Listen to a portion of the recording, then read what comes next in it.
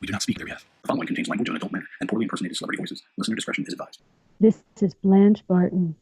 Settle in, relax, grab a glass of wine, and listen to another stimulating episode of The Devil You Know.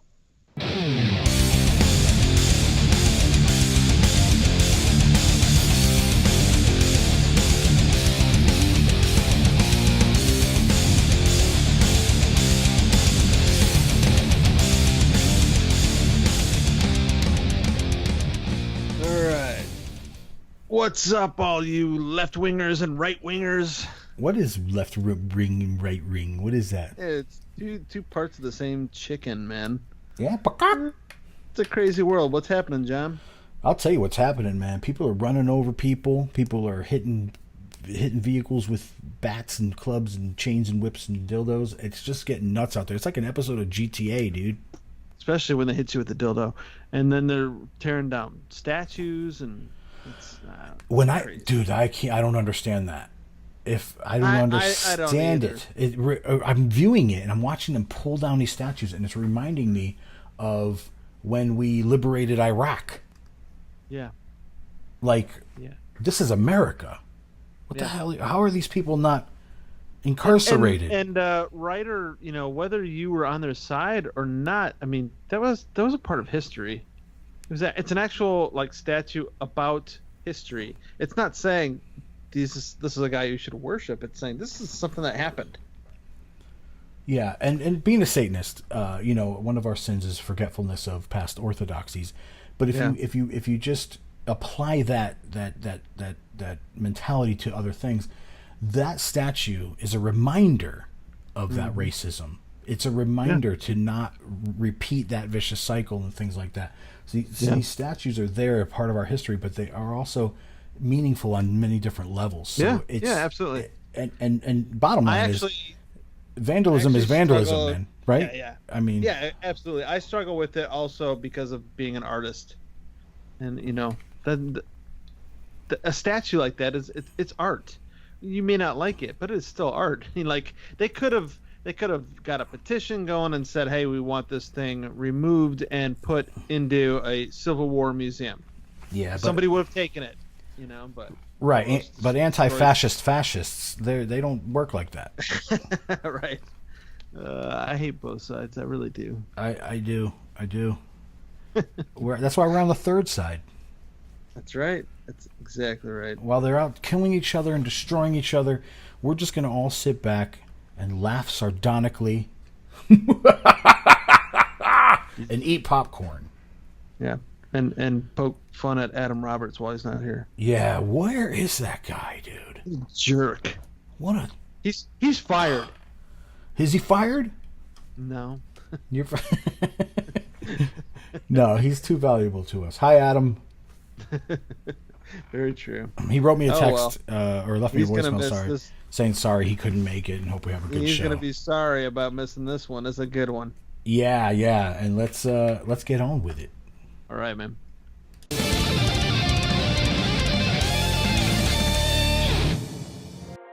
a young Satanist, There are a large number of people that I hate. Some people are people that I hate casually. Like, when you mention them, I might say, yeah, fuck that guy. But other people are people that I hate actively. They intrude into my thoughts when I see a news story about something that reminds me of them, and they spoil my mood for long periods of time when I run into them. Some people I hate are former friends of mine. Some are coworkers, and some are family. I don't hate people based on their race or religion, nor their nationality. I don't hate people over their politics. I've spent a lot of time thinking about what makes me hate, and I've noticed a common thread in all people that I hate. If they haven't hurt me, they probably exemplify a satanic sin or two. Those who exemplify more than two are sure to get under my skin. For example, I find one individual to often be so prideful it counteracts his goals. I also find him to be fairly stupid at times, as his conversations with me are generally political, yet full of logical fallacies and unfounded malice. In these conversations, he seems to be a poster child of herd conformity.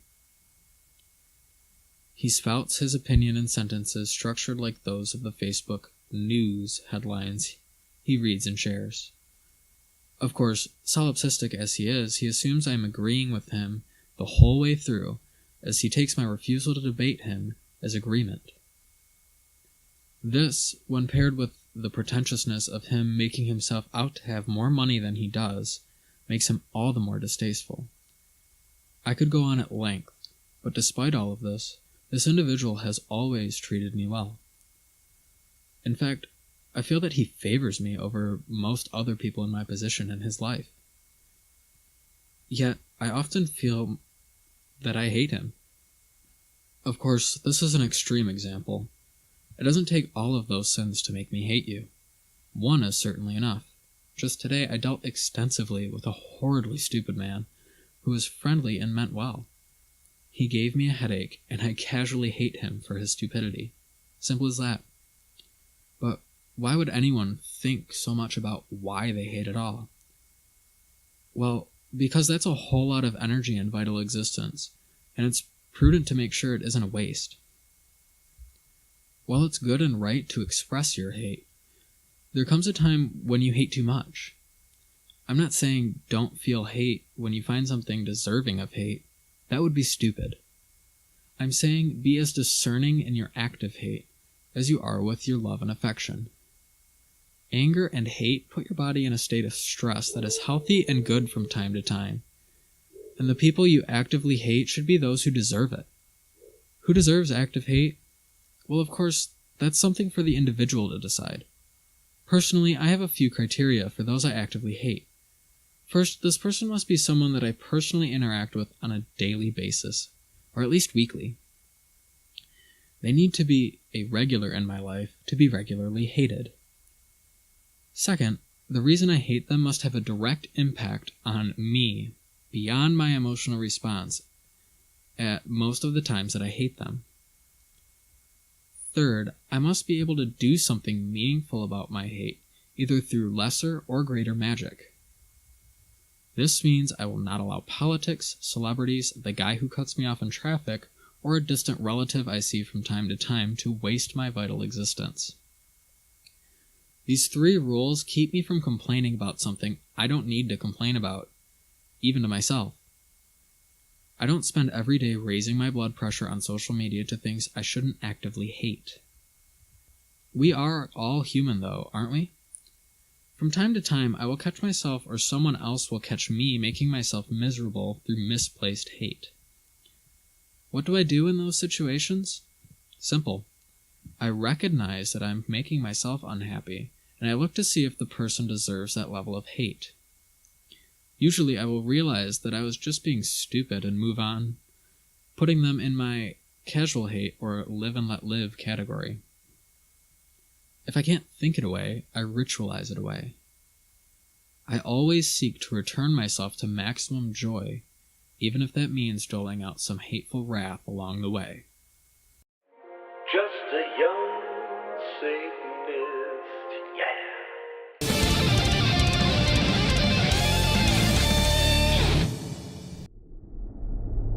The Satanic Magus has always been the catalyst for the dichotomy necessary in molding popular beliefs. And in this case, a ceremony in the nature of a black mass may serve a far-reaching magical purpose.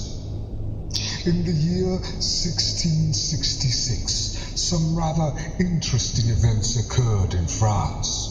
With the death of Francois Mansart, the architect of the trapezoid, whose geometrics were to become the prototype of the haunted house, the Palace of Versailles was being constructed in accordance with his plans. The last of the glamorous priestesses of Satan, Jean-Marie Dorian, Madame Guillon, was to be overshadowed by a shrewd opportunist and a callous businesswoman named Catherine Millet, otherwise known as Le Poisson. Here was an erstwhile beautician who, while dabbling in abortions and purveying the most efficient poisons to ladies desirous of eliminating unwanted husbands or lovers, found in the lurid accounts of the Messe Noire a proverbial brainstorm. It is safe to say that 1666 was the year of the first commercial Black Mass. In the region south of Saint-Denis, which is now called Neguerre, a great walled house was purchased by Levoisin and fitted with dispensaries, cells, laboratories, and a chapel. Soon it became Guerrière for royalty and lesser dilettantes to attend and participate in the very type of service mentioned earlier in this chapter. The organized fraud perpetuated in these ceremonies has become indelibly marked in the history as the true Black Mass. When Levoisin was arrested on March 13, 1679, in this Church of Our Blessed Lady of Good Tidings, incidentally, the die had already been cast. The degraded activities of Levoisin had stifled the majesty of Satanism for many years to come.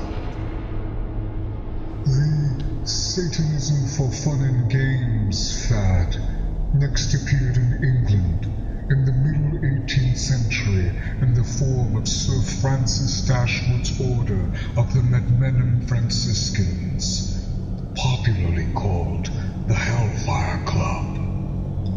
While eliminating the blood, gore, and baby-fat candles of the previous century's masses, Sir Francis managed to conduct rituals replete with good, dirty fun, and certainly provided a colorful and harmless form of psychodrama for many of the leading lights of the period.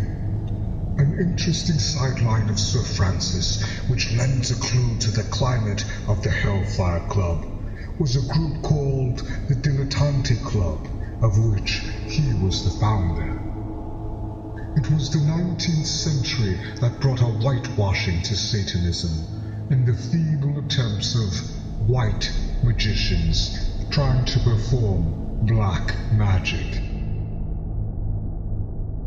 This was a very paradoxical period for Satanism, with writers such as Baudelaire and Huysmans who, despite their apparent obsession with evil, seemed nice enough fellows. The devil developed his Luciferian personality for the public to see, and gradually evolved into a sort of drawing room gentleman. This was the era of quote-unquote experts on the black arts, such as Eliphas Levi, and countless trance mediums who, with their careful bound spirits and demons, have also succeeded in binding the minds of many who called themselves parapsychologists to this day. As far as Satanism was concerned, the closest outward signs of this were the neo-pagan rites conducted by MacGregor Mather's Hermetic Order of the Golden Dawn, and Aleister Crowley's later Order of the Silver Star and Order of Oriental Templars, which paranoidally denied any association with Satanism, despite Crowley's self-imposed image of the Beast of Revelation. Aside from some rather charming poetry and a smattering of magical bric-a-brac, when not climbing mountains, Crowley spent most of his time as a poser par excellence and worked overtime to be wicked. Like his contemporary Reverend Montague Summers, Crowley obviously spent a large part of his life with his tongue jammed firmly into his cheek. But his followers today are somehow able to read esoteric meaning into his every word. Perennially concerned of these societies were the sex clubs using Satanism as a rationale that persists today, for which tabloid newspaper writers may give thanks. If it appears that the Black Mass developed from a literary invention of the Church to a depraved commercial actuality, to a psychodrama for dilettantes and iconoclasts, to an ace in the hole for popular media, then where does it fit into the true nature of Satanism? And who was practicing satanic magic in those years beyond 1666? The answer to this riddle lies in another. Is the person generally considered to be a Satanist really practicing Satanism in its true sense? Or rather, from the point of view taken by the opinion makers of heavenly persuasion? It has often been said, and rightly so, that all of the books about the devil have been written by the agents of God. It is, therefore, quite easy to understand how a certain breed of devil worshippers was created through the inventions of theologians. This erstwhile evil character is not necessarily practicing true Satanism, nor is he a living embodiment of the element of untrammeled pride or majesty of self which gave the post-pagan world the churchman's definition of evil. He is instead the byproduct of later and more elaborate propaganda. The pseudo-Satanist has always managed to appear throughout modern history with his black masses of varying degrees of blasphemy. But the real Satanist is not quite so easily recognized as such. It would be an oversimplification to say that every successful man and woman on earth is, without knowing it, a practicing Satanist. But the thirst for earthly success and its ensuing realization are certainly grounds for St. Peter turning thumbs down. If the rich man's entry into heaven seems as difficult as the camel's attempt to go through the eye of a needle, if the love of money is the root of all evil, then we must at least assume the most powerful men on earth to be the most satanic. This applies to financiers, industrialists, popes, poets, dictators, and all assorted opinion makers and field marshals of the world's activities. Occasionally, through leakages, one of the enigmatic men or women of Earth will be found to have dabbled in the black arts. These, of course, are brought to light as the mystery men of history. Names like Rasputin, Zaharov, Cagliostro, Rosenberg, and their ilk are links, clues, so to speak, of the true legacy of Satan. A legacy which transcends ethnic, racial, and economic differences and temporal ideologies as well. The Satanist has always ruled the earth, and always will, by whatever name he is called. One thing stands sure. The standards, philosophy, and practices set forth on these pages are those employed by the most self-realized and powerful humans on earth.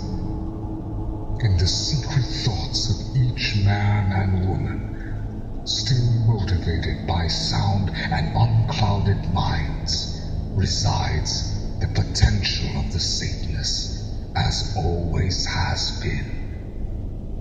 The sign of the horns shall appear to many now, rather than the few, and the magician will stand forth that he may be recognized.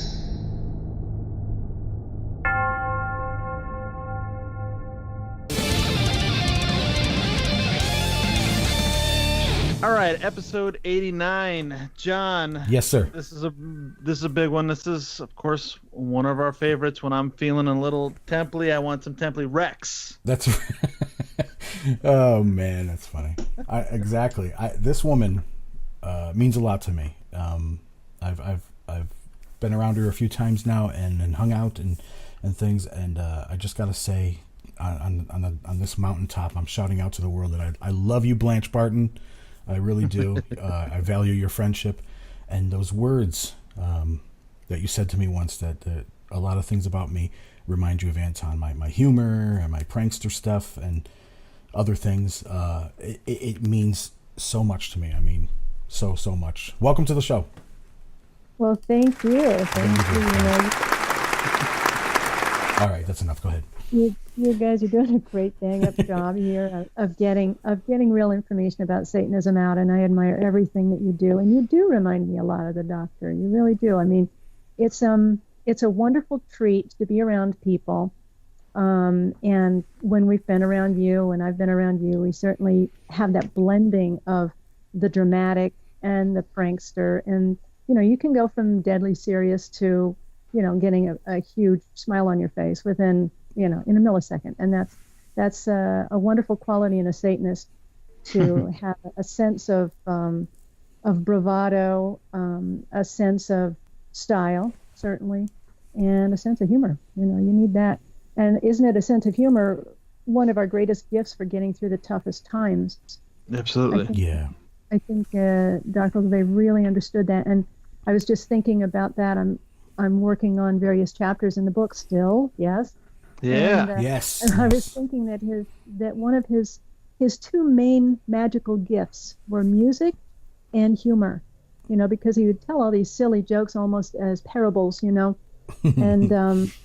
and it's these resonances that move throughout the philosophy. Really, we can't take ourselves too seriously. We can't take life too seriously. I mean, most philosophies are so dour, and they're so pointless and so boring. And that's something about Satanism is we're not. We enjoy life. We grab it, with both hands and hold on as tight as we can, because that's the only way you can do it. Yeah, I always felt that growing up, of course, like I've told you before, growing up on the other side of the Satanic Panic, the Christian side, where my parents would always tell me, you could always spot the Satanists because they're always dark and brooding and they're never happy. And I'm like, yeah, that's so not like any Satanist I know. Like, we're all always enjoying life way more than others because we're not complaining about, the issues that I guess they all have chosen, one side or the other, and not finding that third side. And that third side kind of gives us the ability to relax and go, yeah, I see the truth in all this, and now I can just kind of chill out a little bit. Right. Yeah. Right. Exactly. I love to laugh. I love to make people laugh. I love to have a good time. And I gotta say, the people that dig me are some of the happiest, awesome people in the world. The people that don't are like miserable, and because I'm not in their lives. So, oh well. I'm kidding. I keyed. Sucks to be them, huh? Yeah, totally. It totally sucks to be them. I'm so happy you're here with us tonight, Blanche. We want to talk about. Dorian had the idea actually to maybe talk about some stories. It might have been Adam. I can't remember now. I think it was. Sorry you're not here, Adam. Yeah, Adam can't join us tonight, guys. He wanted to talk about, the Black House, maybe some stories of long ago about Anton and things like that, all the kids listening would enjoy hearing or reminiscing about. Oh, gosh. I don't know. And begin. So many stories to tell. And now I feel like I should be rocking on my rocking chair on the front. Back in the old days. Whittling something, yeah. Some lemonade. Well, it's like for example, what are maybe one or two of the funniest things that's ever happened when you were, with Anton in the Black House, like something outlandishly, like you could not control yourself laughing. Well, I don't know. That's pretty open-ended. That's how I keep it. I don't know. I'd have to have my memory jogged a little bit. We had some fun times down in the Den of Iniquity. He had spent a lot of time working on his people. Yeah. He liked his people, and there was this wonderful woman sprawled in the corner, in a puddle of urine. That was always fun. And then the sad woman at the end that looked like she was based on a French actress, I think.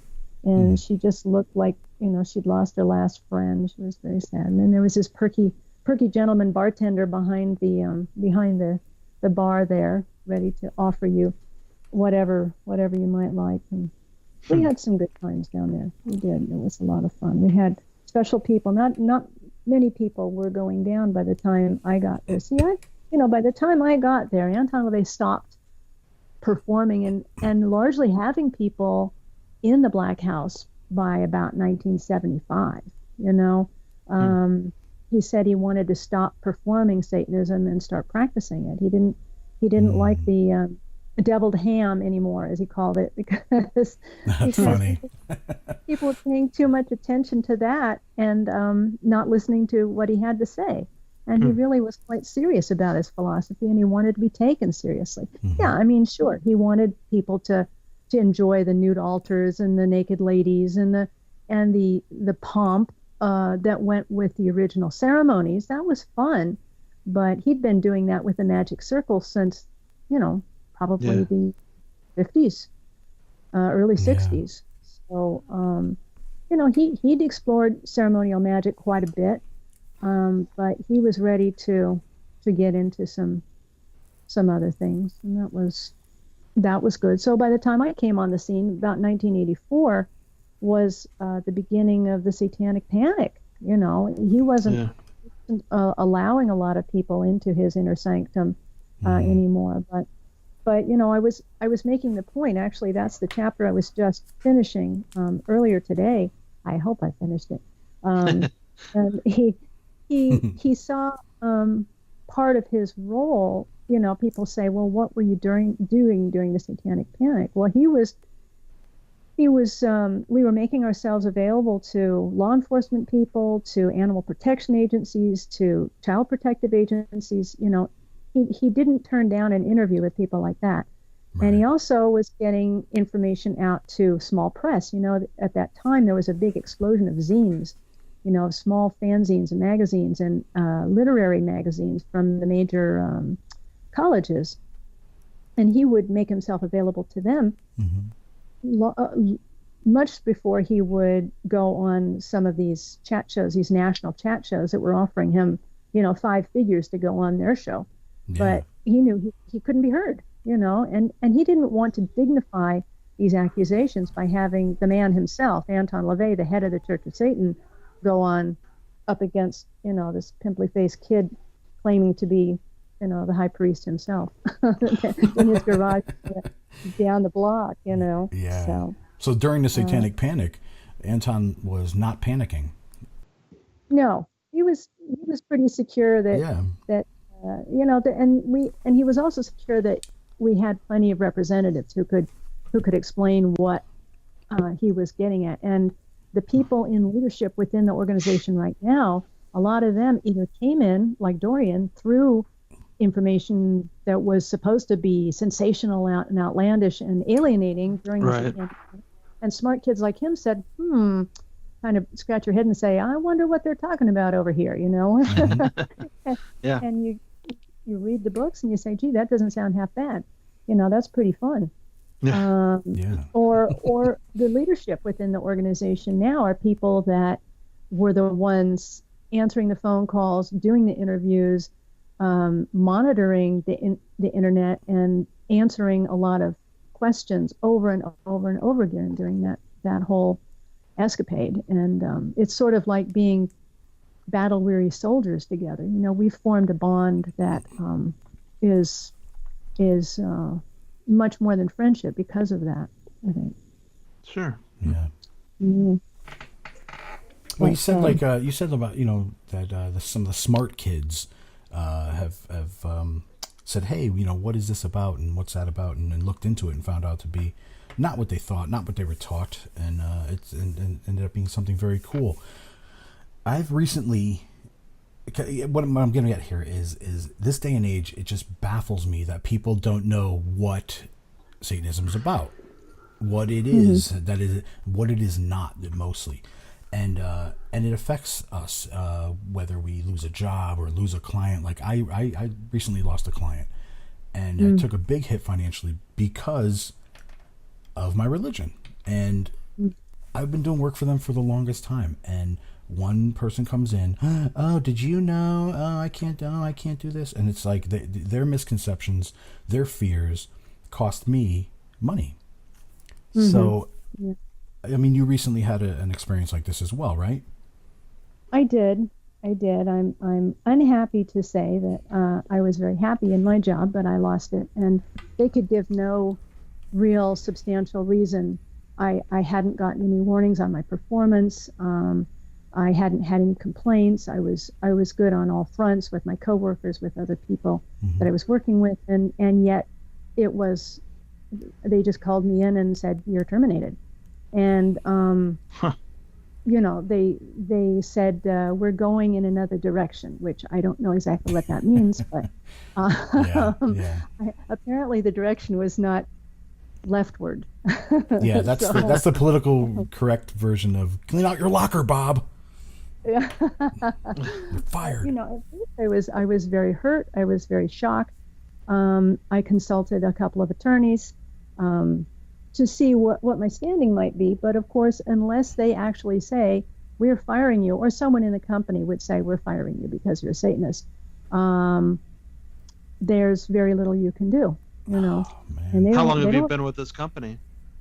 Not very long, less than a couple of years. But I was very happy there. It was, it was something that I'm very interested in, and I was vitally committed to the program and to the people that worked there. I thought I had good relations with everyone.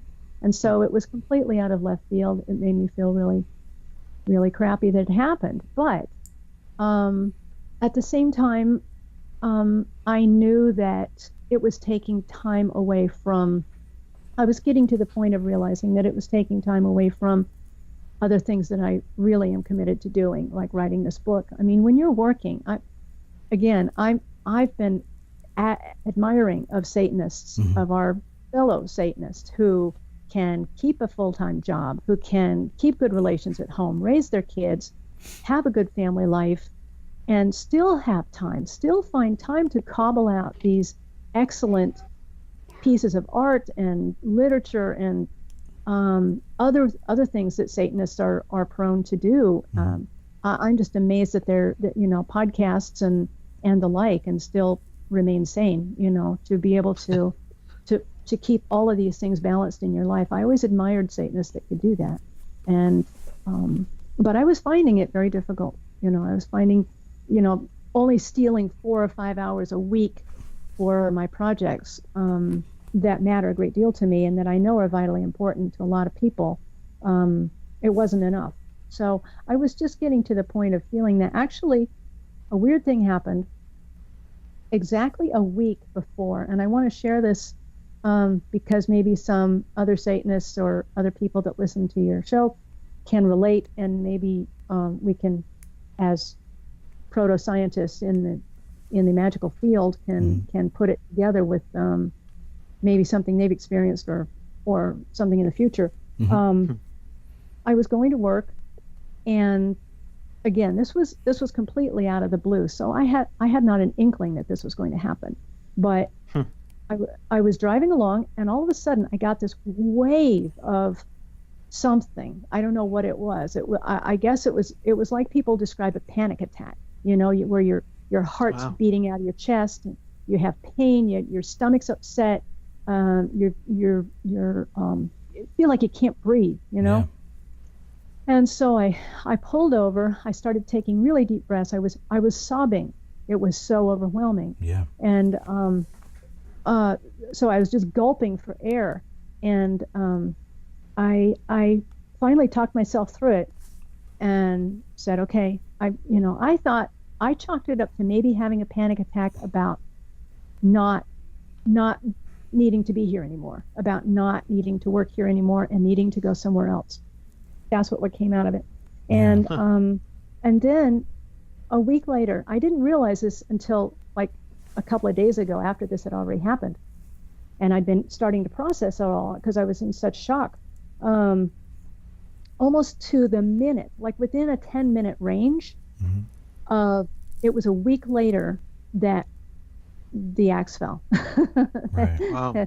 I got called in and they told me I was terminated. So I don't know whether it was a pre-resonance or whether it was something that initiated something on some level for this to happen for me, to open up new horizons for me. I don't know, but somebody else. Now, this is people, did they know that you're a Satanist there? They do now, apparently. Well, and this gets into an issue that all of us deal with on a daily basis, is deciding about when, where, how, and who to come out to.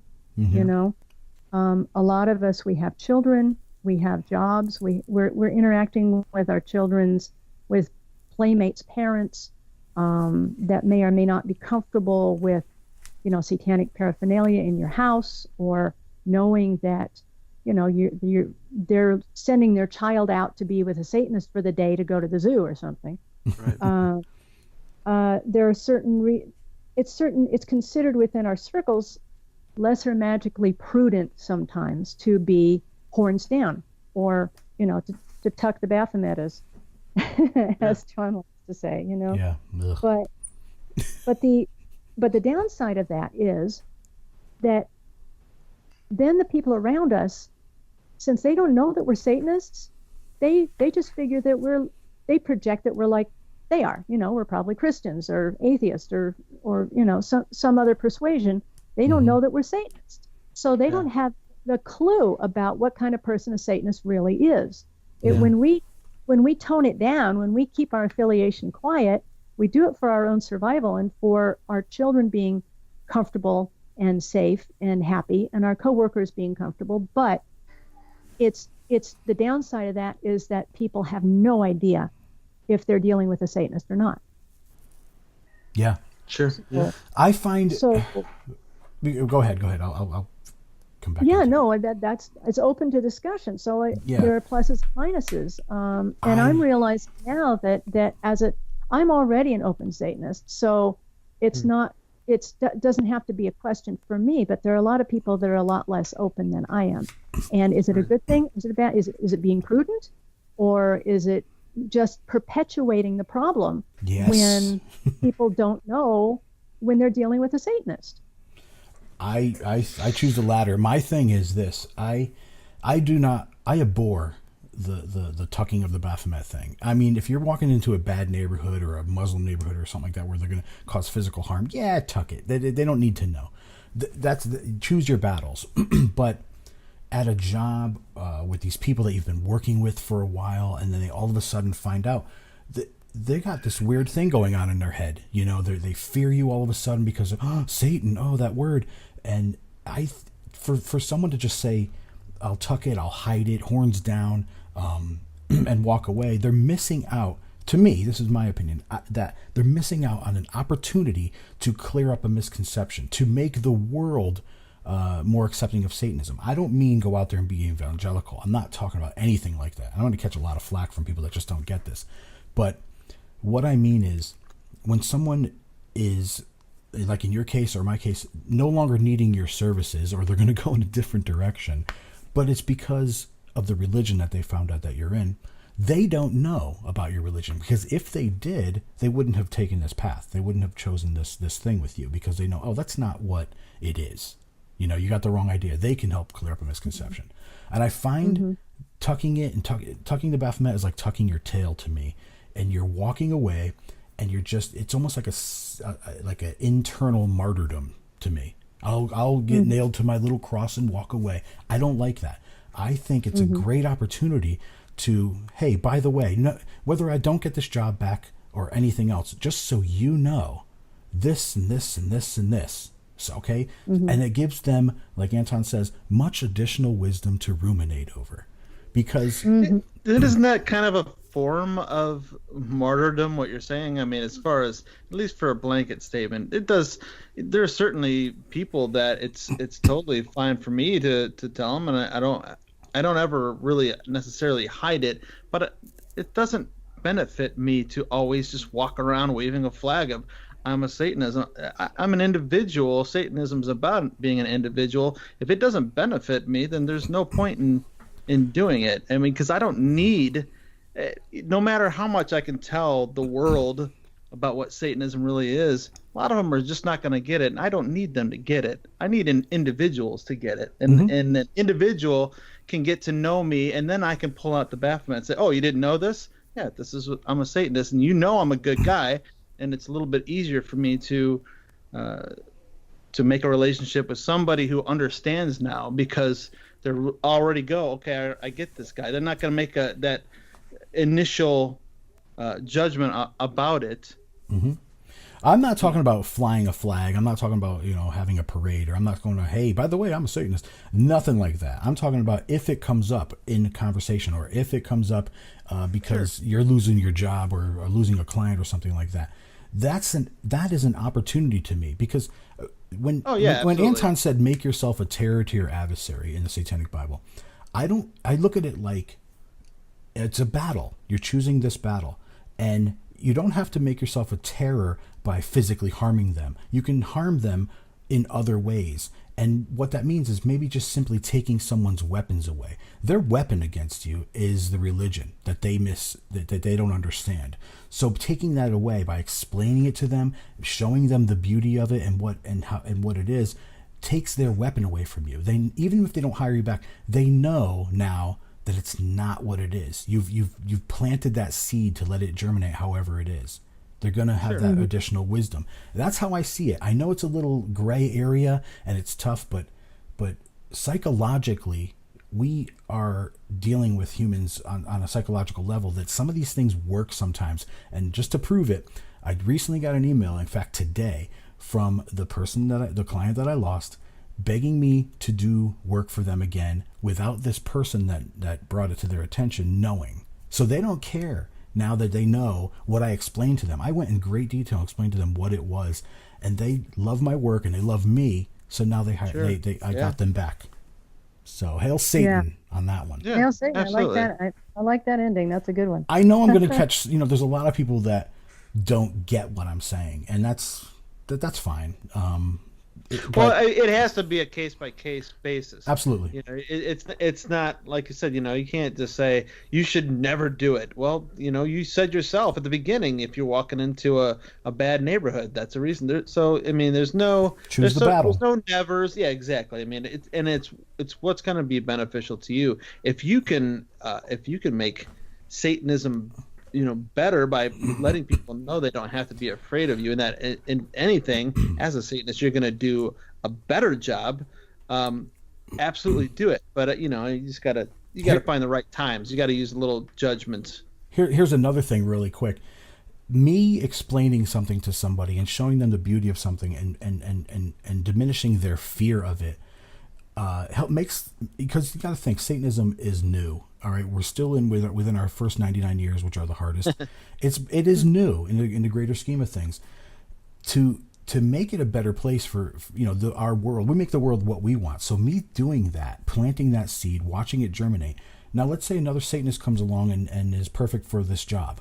Okay, they can get it because that person will think twice about not hiring them simply because they're a Satanist, because now they know. It can happen. I'm not saying that that's guaranteed to happen, but it can happen. And in my case, it did. So, everybody has their own experiences. It's an individual case-by-case basis. Choose your battles wisely. But sometimes it works to just put that little effort in to speak on the behalf of Satanism and to educate someone, because their weapon against you was the religion, and now they don't have that weapon. So Right. Yeah. it can happen. Yeah, absolutely. Yeah. And I would have been more on the side of caution a week ago, but it wouldn't have done me a darn bit of good if I mean, maybe I would have been fired sooner, but being in or out of the broom closet, as they say, I still would have ended up in the same place. So, I mean, my dedication to my philosophy becomes even more stalwart because of episodes like this, because I don't want this to happen to somebody else. Sure. I'm strong, I can take it. But it's bullying, and it's discrimination. And they think they can get away with it with me. And so they'll try to get away with it with someone else who's not so strong, for whatever reason. And it's bullying, and it's not fair. Right. So there's nothing I can do in this particular case because they're protected. But I want to be more aware of letting people know that I'm a Satanist. And I'm a good person. You can count on me. Absolutely. I'm a good worker. I'm responsible. I go to work on time. I do my work. I try to improve. I try to improve the life of everyone around me. Yeah. That's what Satanists do. We live in joy.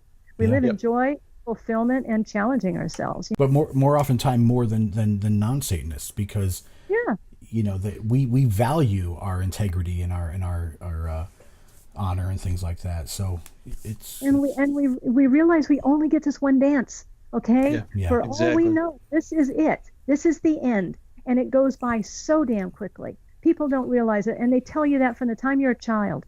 But every decade that goes by, you realize how precious your life is. And if you're not living it, if you're not breathing it, if you're not grabbing hold every second, you're losing it. You've lost it. And there's no time. There's no time for regrets, and there's no time for shyness and not living as fully and completely as you possibly can. Because if there is any hope for immortality, it will be because you've lived and breathed and intertwined yourself into this dimension and into the people's lives that matter to you, Yes. Yeah. And you'll live on in them, and you'll live on in your works. And we just don't have time. We don't have time for sadness and regret. It's not worth it, not an instant. Yeah. Yep. But awesome.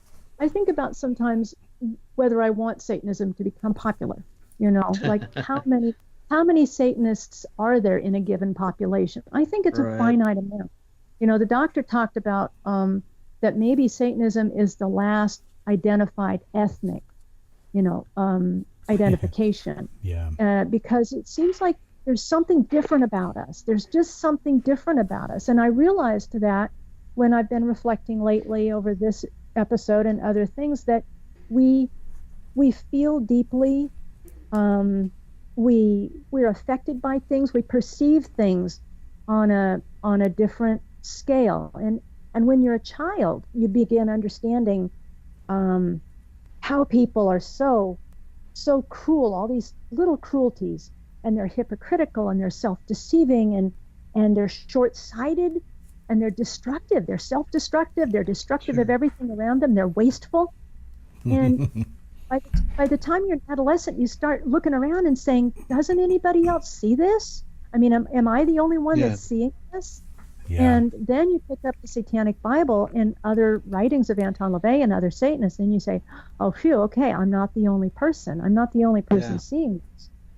But I think Satanists have this different level of perception. And it came to me that the very thing that makes us vulnerable, those perceptions that make us feel sad or dismayed about the human condition, those are the very things that make us excellent lesser magicians, because we perceive the little cues, the little eye movements, the hand gestures, the twitches, and just like cold reading, we're better able to psychologically assess someone and see what way they're going to jump before they even know it themselves. So that's what makes us better, lesser magicians, is the very perceptions that make us feel really vulnerable sometimes. I've always felt that that a true Satanist finds their own way to Satanism, to the Church of Satan, and I really think that has to do with just the fact that there's something in us that at some point in our lives we look around at those around us and we find no true peers. We finally see them as sheep, and we recognize what we're doing and how we're seeing things, and it's only natural to seek out at least a peer, and that search usually ends up leading us in the direction that we want to go. Yeah. Yep. Yeah. Well, I could see myself, if I had not found, and I've said this before, but it's an odd revelation that I've had with myself. If I had not found the Church of Satan or the Satanic philosophy, I might very well have become quite homicidal, because I would be so frustrated and angry. I mean, truly angry and despairing and disparaging of humanity, of the people I saw, the cruelties, the little cruelties to animals and children, and just I would see such self-destruction, and I would have been so angry that I might have acted rashly. But because I discovered Anton LaVey, and he pointed me in the direction of, G.B. Shaw and the existentialists and Oscar Wilde and people that have a more jaundiced view of humanity, Somerset Maugham, and writers and composers and artists that share this healthy disdain and appreciation for humanity. I knew I wasn't by myself. I wasn't singular in this perception. So I didn't have to be angry anymore. I could just say, okay, that's what humans are. That's okay. I can live with that. If I know that I'm not alone, I can use it. I can channel it. I can predict it, and I can get back at them by not reacting and not be marginalized, not end up in jail or broke, but I can polish my skills. I can find out what I do well, polish those skills, and take advantage of whatever weaknesses and advantages I find. Yeah. I've always appreciated, I think in Matt Paradise's book, Bearing the Devil's Mark, he wrote about how once he had discovered Anton LaVey, that he realized that as long as he and Anton LaVey were both Satanists, if they were the only Satanists, that was okay with them. I really liked that. Yeah. Yeah. One thing about Satanists I've found, we are terribly idealistic. We believe that people should follow through on what they say. That we expect people to be just. We expect people to, live up to what they say they're going to, and this usually doesn't happen. A lot of times people don't have that sense of justice and integrity. Anton LaVey, kind of integrity. And in this day and age with politicians and there's a lot of it going on right now, huh? Oh my God, what a stink, I mean, it just stinks, all of it, Yes. And he was not, he might not have been a pleasant man, he might not have been a good man, but he was absolutely what he said he was, 100%, Yes, absolutely. What are your thoughts? I don't know if you want to talk about it at all, and I can cut it out if you don't. But what are your thoughts about what's going on out there right now? I don't know. It's hard to. I think Satanists have to look at it as the circus that it is. Yeah. There are always factions fighting. There always will be factions fighting. The Doctor had a healthy disdain for the circus of politics in general. And he knew that no matter who was on top at any given time, the real power would lie elsewhere. And so all of this is just so much saber rattling, but it's enough to cause a real mess for us to clean up, certainly. I wish there were more Satanists out there, just because I would sleep better knowing that, the people in power have a little bit more sense, even if they're just the people, behind the throne, controlling what needs to be controlled. And I think they are. I hope that there are people that are a lot wiser somewhere. It's kind of like the idea of God, right? They're currently lost Almost, at yeah. sea. You hope there's somebody in charge. Somebody It's illuminated. Yeah, definitely. Pay no attention to the man behind the curtain. right. Every time I see our current president on TV or Antifa or Nazis or anything like that, or any of this stuff, I keep hearing this song in my head. Yeah. It's a circus. I can see that. Yes, exactly. Everybody has their own tune they want people to dance to. Yeah. Yeah. I wanted to say this before I forgot. You were touching on the premonition that you had, I guess we'll call it, the week prior to the axe dropping. You mentioned the word frequencies when we were talking off the air earlier. I think you're onto something there. I think that's what it is, because Marlene brought up something too, where you don't have the radio's off, but you're singing this song in your head out of nowhere, and you turn the radio on and that song's on. There's something to frequencies, and I just wanted to say that. I don't know if you guys I've done want to that talk before, or predicted the song that comes next, and you're like, how did I know that? Yeah. Right. Yeah, and they're talking about superstring theories and the idea that we're not looking at, when we're looking at a solid object, we're not really looking at a thing. We're looking at vibrating somethings, and getting to magical uses of these concepts.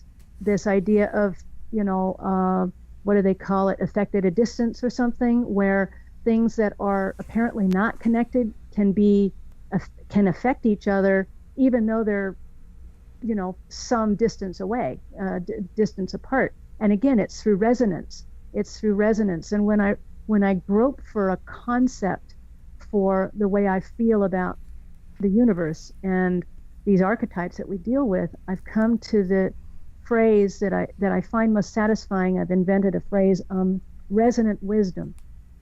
Sort of the idea that we are creating these archetypes, we're giving energy to these archetypes, and they in turn are resonating back with us. Or this conversation that we're having right now, when we're interacting like this, ideas are bouncing around, feelings are bouncing around, spirits are bouncing around, and we're creating something that your listeners then will be vibrating to, and they'll get on that same frequency, that same resonance. So if there's some sort of wisdom that's out there, that's some eternal wisdom that we as individuals can tap into and create at the same time, maybe that's where our magic comes from, is being able to project ourselves out into that continuum and create and find that frequency, that music of the spheres, as the doctor would say. Yeah, definitely. And maybe when they're resonating, listening to this show, they can go and buy a T-shirt and get the word out there.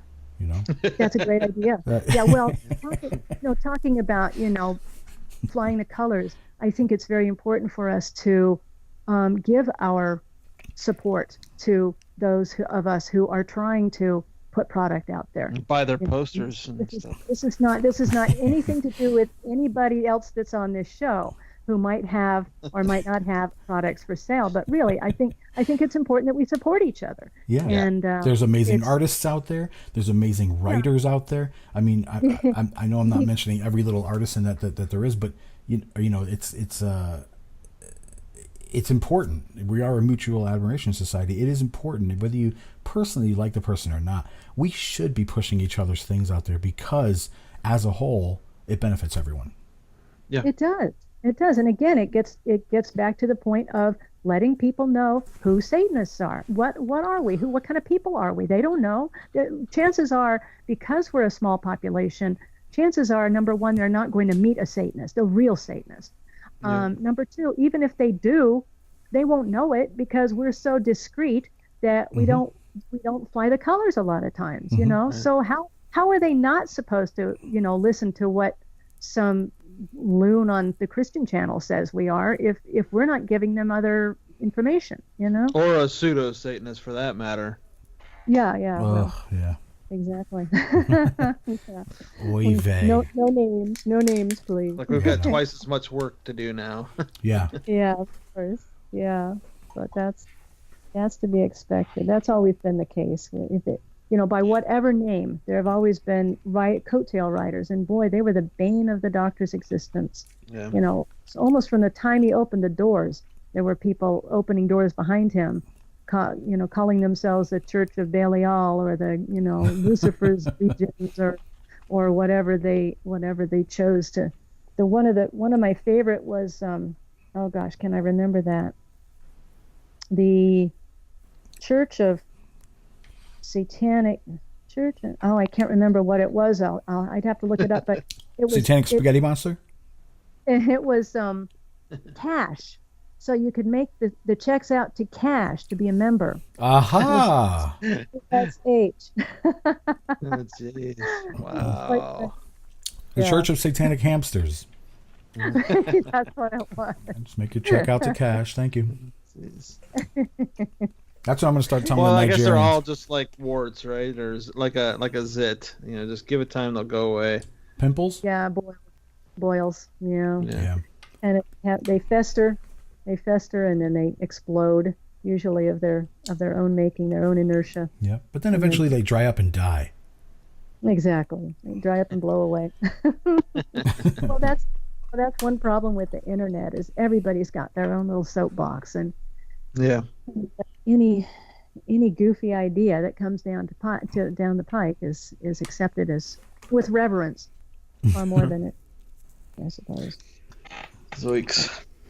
Did you say zoinks? Zoinks. Wow. Yeah. Is that your word for the week? Yeah. No, I use it all the time. I don't know. I'm stuck on Shaggy, I guess. I don't know. Ruh-roh. But yeah. So we definitely went on a few tangents, trying to get a story about what happened in the Black House and things like that. Any other stories? Yes. Oh boy, you've got to get some wine in me and get me in a mood to tell stories. Well, get over here. Remind me of some wacky character that we had with us. I can't remember, but yeah, we had some wonderful times there. We really did. Oh, there was one thing I don't think I've mentioned to most people is we were in the Black House. This is sort of an intimate story. Mm-hmm. And I was in the kitchen feeding Xerxes. He was a little guy in his little high chair at the time. Mm-hmm. And the doctor was in the purple room, which is the adjoining room. And I came in, I brought the doctor some coffee or something into the purple room. And in that moment, the lights failed. The lights went out in the neighborhood. And Xerxes was left in the kitchen by himself. And he screamed, which is the natural thing to do. He screamed in fear, and he was clearly afraid. And I ran in and grabbed him and held him, and he cried a little bit, and then he was fine. But that, in the tenor of the times, a neighbor, was concerned for his health, and so they called the police. Oh boy! And we, Tony actually was there as well. And I think he was outside waiting for something. Either someone was coming over or he was waiting for a delivery of some sort. And he walked up the stairs and he came in, respectfully said, "Doctor, the police are at the door." And the doctor looked at me and I looked around the room and here's a pile of, long guns in the corner. And I don't think there was anything else that looked really incriminating, but the lights were still out, so I took the guns and took them through the bookcase, through the secret panel to the other room, and closed the bookcase. Just as the police were coming in, he said, of course, the doctor said, show them in, and so he had Xerxes, and the police came in, and they knew us, of course, because they were called on a regular basis to the Black House at that time because of people driving by and throwing beer bottles and honking and yelling. And we tried not to call the police until or unless it was, really necessary and they'd become real nuisances. But they also knew the doctor because a lot of the people on the police force had fathers, mothers, grandfathers who had been on the police force in the 60s, and they knew when, Anton had the lion and when he had the wild parties and he had the rituals and things. So they had heard stories around the dinner table about 6114 California Street. So they were well prepared. And so they came in, and there Anton was with the baby, and they said, "I'm really sorry to have to bother you, but the neighbor made a complaint. They thought maybe something terrible had happened over here. Just wanted us to check you out." And he said, no, my son was in the other room. He got scared when the lights went out. Everything's fine. So they laughed, and they asked about the lion. "Oh, do you still have the lion?" They inevitably ask about the lion. "No, the lion's not around anymore." 20 years later. Yeah. No, unfortunately, the lion's not there. But they said, "Okay, well, have a good night. Glad to meet you," and all that. So, yeah, that was kind of humorous. Did you find that the police generally, when they were called out for stuff like that, they treated you guys well? Oh, very well. Yeah, always very respectfully. As I say, they'd usually have tales about, "Oh, do you remember my dad? He used to come out here. He remembers," and they'd start a gab fest about the old days on the force and old people that the doctor knew from his time on the force. And, because it's at least in San Francisco, I don't know how it is in other law enforcement communities, but it's a job that a lot of kids follow their parents into. And they had pretty close community there. And he'd ask about so-and-so. "Oh, no, so-and-so retired, 10 years ago. No, I hear he's still doing okay." But they were always very respectful. And after a while, a few cases, like we had a couple of cases of people, well, one case I remember actually shooting at the house. Wow. And, we had an investigator out there, and they turned it over to detectives because they wanted it filed as a hate crime. And so it was filed as a hate crime because it was specifically, against our religion, and rightfully so. So whatever documentation they wanted to do, of course, they couldn't really discover anything. But at least it was, they were very respectful of our situation, his background there in San Francisco. So where did the bullet hit the house? Up near the top window. Oh, yeah. Interesting. I'm not sure that it hit the window. Maybe one of them actually hit the window, but it just went through. It didn't break it, but I think there were at least a couple of shots up in that direction. So, it was scary at times. I confronted people on a regular basis, people just hanging around. A lot of times people were completely supportive, and all they wanted to do was just look at the house. They'd come by, they were visiting San Francisco, and they'd respectfully stand across the street, wait for a while, and just look at the house, it was touching. I would have done it. And they didn't want to bother anybody. They didn't ring the bell or anything. They just wanted to be there, which was really, really sweet. Sometimes people would be a little bit more aggressive, and I'd have to go out and confront them and tell them to move along. But usually that wasn't the case. Usually they were very nice. Yeah. So. I'm so sad that there was never that opportunity for Anton to meet me. It's just. Well, you know what I mean? I mean, no, wait, switch that around. No, I mean, no, you know what I mean. Yeah. You were a member a long time before he passed, though, weren't you? Following has been removed because it is on a need-to-know basis, and right now, you do not need to know. Thank you. Frequency. Definitely. John generates his own frequencies or gravity, whatever. That's right. Exactly. Oh, I have my own zip code. The same boat, don't worry. okay. My belt size is the equator. Anyway. He's been losing a lot of weight, so don't Yes. Look behind you, you'll find it. I'm gonna punch you with the frequency. get him. Look out now. That's so funny. So He's like my brother, I can say that. yeah, totally. Tell us about the book as much as you can. People are chomping at the bit, wanting to know when is the new edition of Church of Satan coming out. Well, I'm really happy to be able to work on it now. Mm-hmm. And this event has just, really lit a fire under me, because I realize how important it is to get out. One of the main points that I want to make in the book is who we are, what we do. I certainly don't want to say we're nice guys and we're nothing to be afraid of, because that's not true. I mean, we're belligerent, we're opinionated, we're not. A lot of times we just don't want to deal with most people, and so we'll, if you prove yourself to be less than entertaining, we'll turn on our heels and walk away from you. Yeah. Which is 99% of the population, of course. But we advocate things that are generally good for the populace, and aren't completely unaligned with most American ideals. Of pretty much mind your own business and love life and enjoy what we have, and your freedoms end at the end of my nose, which is very American. Yes. But I definitely want to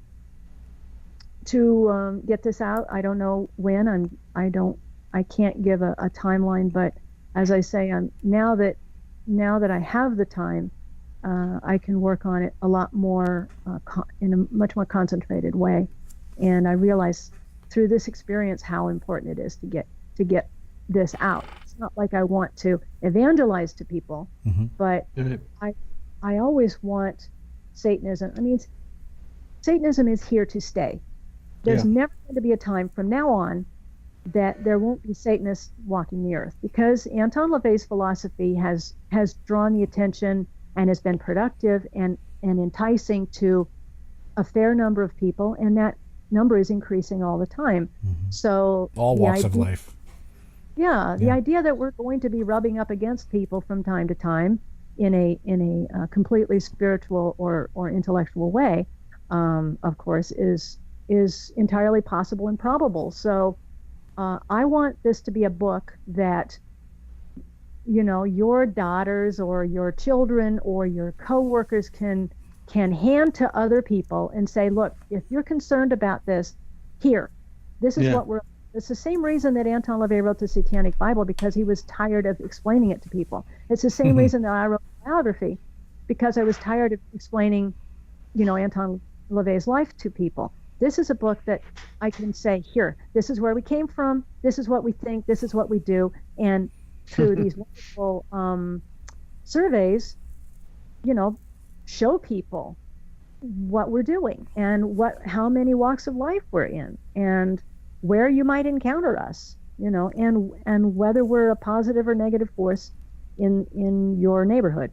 Right. So that's what I want to do with it, and as I say, I'm more empowered and more invigorated lately because of your story, John. I mean, that's just it's good. I'm glad that it turned out the way it did. Yeah, me too. Sometimes I get flaccid. I think because we're talking to other Satanists and we're around other Satanists, I think, oh well, that whole satanic panic thing, that was a fluke, and most people probably are completely accepting of Satanism. It doesn't raise eyebrows the way it used to. A lot of times when I wear my Baphomet, and this was weird, I wore my Baphomet. I usually wear some sort of emblem when I go out and about when I'm not working. And someone at the checkout counter looked at my Baphomet and said, "Oh, that's a cool necklace." I said, "Thank you." He said, "Are you a skateboarder?" Oh, I know why. said, no. I thought, wow, that's sort of came out of the blue. Yeah, there's a Wow. skateboard company or something that they either do accessories or clothing or something that they use a form of Baphomet as their logo. Oh, okay. Well, Thrasher, I think it's called, something like that. okay. That was completely out of the blue. But I said, no, no, not into skateboarding. Did you tell them you got the Baphomet from I Satanist? Of course I did. I showed them the back. I showed them the front. You know, I said, look at the detail on this. I mean, you can purchase this online at iSatanist. Right. All right. Now go ahead. Sorry. And you should really meet John Shaw too. My little Carol Merrill presentation there. But yeah, no, it's important to get it out, and I think it's a completely different book than the original history. Of course, there's history in there, which will be expanded a bit because I didn't have time to really talk about our roots as much in the first book, because what we wanted at the time, again, this was during the Satanic Panic, what we wanted was a small handbook to give to law enforcement people and Humane Society people and other people that were interested, so that they would know basically what our basic tenets are and what we do and don't believe. That was what it was all about. Yeah. So at the time, I wished there was more time to do more of what I'm doing now. So there's archival stuff in there. There are a couple of rituals that I've found from the archives that I think will be really fun. Some of the original newsletters, and so you can see where Anton LaVey was coming from at the very beginning, and the fire and the verve and the joy that he has in those first newsletters really communicates just as much as anything could, and it sets the tone for the philosophy, and it hasn't evolved.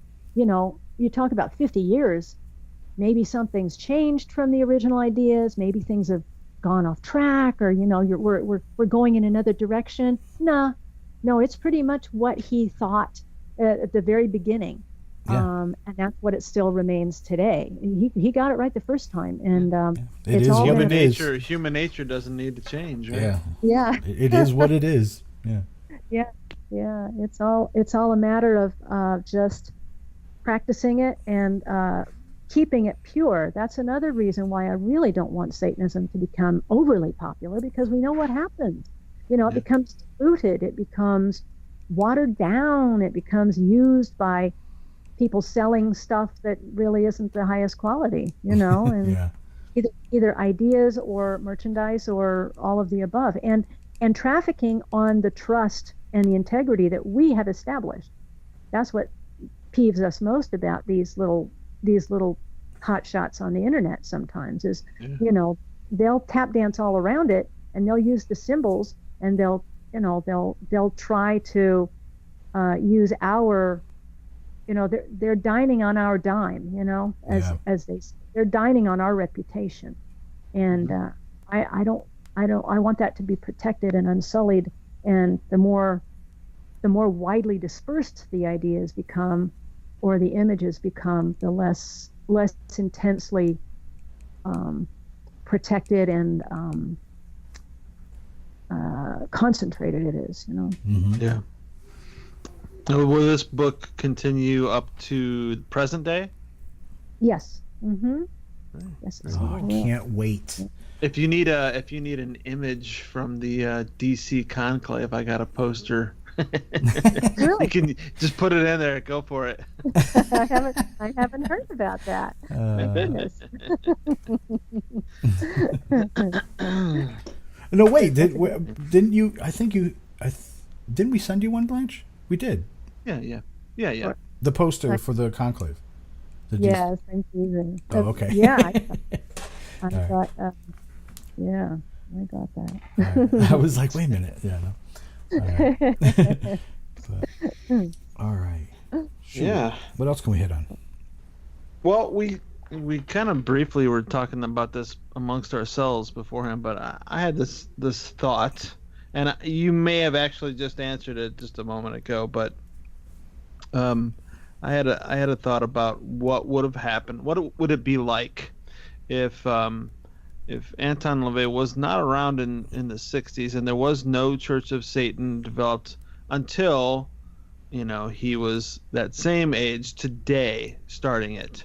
If there was nobody that claimed Satanism and he was starting it today in 2017, how would that go? How would it be different? Or would it be different? I mean, obviously you have everything from like the way, like, I know he had to work really hard at getting the word out by doing lots of interviews and by, television, and nowadays there would probably be more internet, but then again, nowadays half the stuff we see on the internet, we just scroll past it.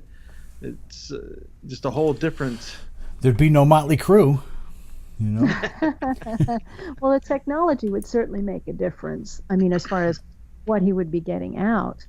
But, and you have to remember, I mean, he had a real disdain for the 60s because of all the, love beads and, it was a aesthetically terribly bereft time for him. Yeah. But what came out of the 60s philosophically was a real feeling of, question all things and challenge the man and, don't buckle under to authority, and there was a lot of that feeling then, and that together with other ideas about existentialism and the magic and the supernatural stuff he was exploring, it was very much, I see the Church of Satan very much as a product of that time. Yeah, like it was necessary to go through that. Yeah, not a philosophy of that time. I see it as a philosophy that definitely will grow and move forward. But the essence of the philosophy will never change. So I suppose if it was started now, if nothing had happened like the Church of Satan up until now, the technology would have changed for getting the word out. But the ideas would be pretty much, I think, pretty solid. Yeah, we'd have a long way to go, though, to that 99 years. Yeah, we wouldn't be nearly this far along. Yeah, we've been through a lot. I was thinking about if the satanic philosophy wasn't as strong as it was during the Satanic Panic, it would have dissipated. Sure. It would have crumbled. But now the shock value, though, the shock of the 60s versus today would be, I would think, would be a bit different. Mm-hmm. Maybe not. I don't know. I guess if nobody had ever heard of Satanism before today, then I guess it still would be somewhat shocking, actually. Right, and it's hard to say because he had such an influence on fashions and music and imagery. Yeah.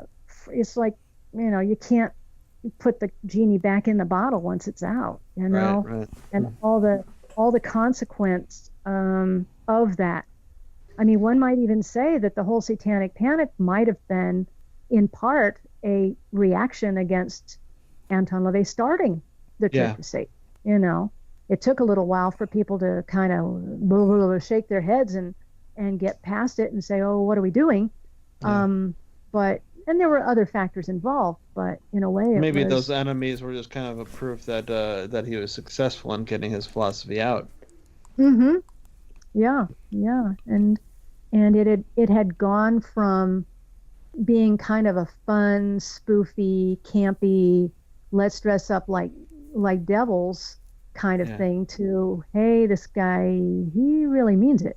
He really has something there, and then that's when society people started kind of backing away, and it wasn't fun anymore. It wasn't fun fear; it was real fear. Right. Yeah. That's when he started cackling and rubbing his hands together in glee.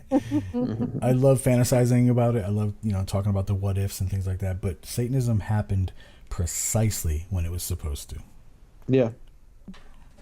Yeah, I believe that's true. I believe that's true. No better time. Well, agreed. Yeah, no better place. Yeah. No better place. And no better man to bring it to us. Yeah. Yeah, nobody could have. Not with the same panache, the same blending of all of those elements that we've Right. talked about so much. Yeah. Very cool. Yep, time to make that movie about Anton LaVey starring Adam Cardone. We got to do it. He looks like a really thin young Tony. Yeah, I like it. I like it. Yeah, he's got the magician down. That part of it.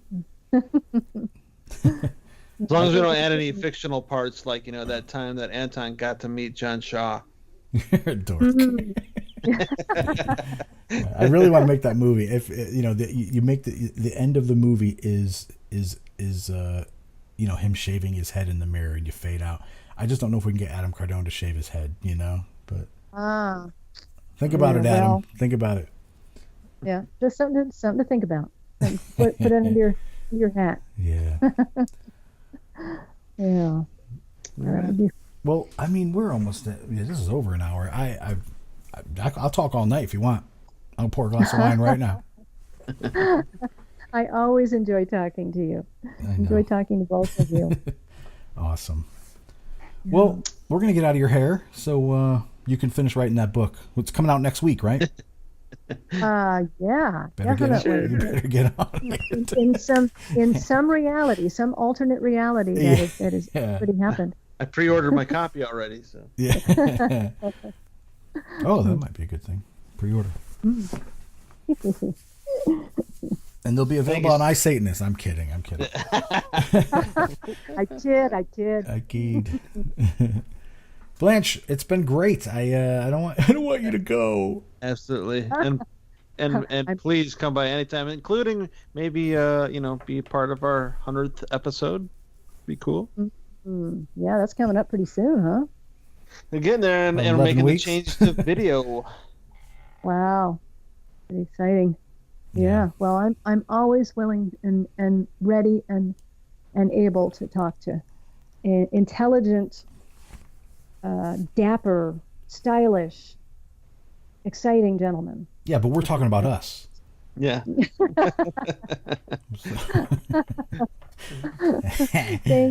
Thank you both for keeping the black flame sparkling and the joy level high.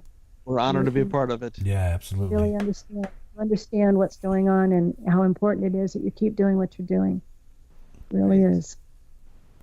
Awesome. Until next time, everyone, hail Satan. Hail Satan. So it is done.